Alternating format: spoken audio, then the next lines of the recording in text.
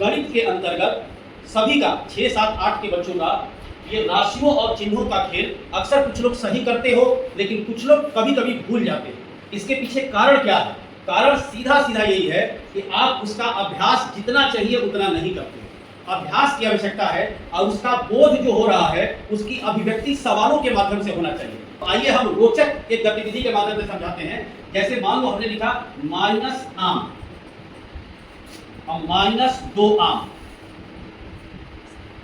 ये पहले से आप जानते हो कि समान चिन्ह की राशियां जोड़ी जाती है, मालूम है ना?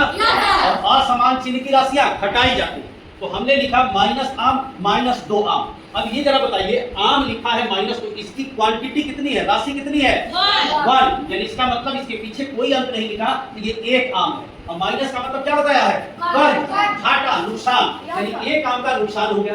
अब यहाँ देखो -2 आम, यानी कि 2 आम का और नुकसान हो गया। तो आपको बताना है कितना नुकसान हो गया, तो क्या लिखेंगे? ऋण 3 आम।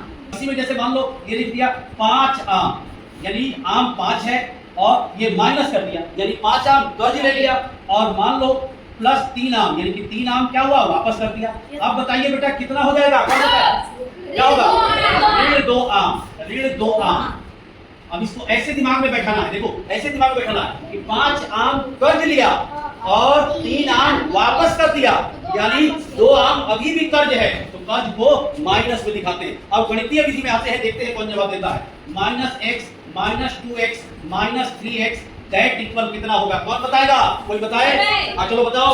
ऋण 6x। हाँ ऋण 6x, वेरी गुड, बैठ जाइए। अब देखते हैं -6y और +5y। गलती होगा कोई दिक्कत नहीं, घबराने की जरूरत नहीं। कौन बताएगा? तुम बताओ। ऋण 1y। ऋण 1y। बेटा ये कई बार बताया, 1 को लिखना जरूरी नहीं है। आई बात समझ में? ये राशियों और चिन्हों का खेल बड़े इत्मीनान से आप समझ सकते हैं। समझ में आई बात? इसका हम प्रैक्टिस करेंगे। धन्यवाद।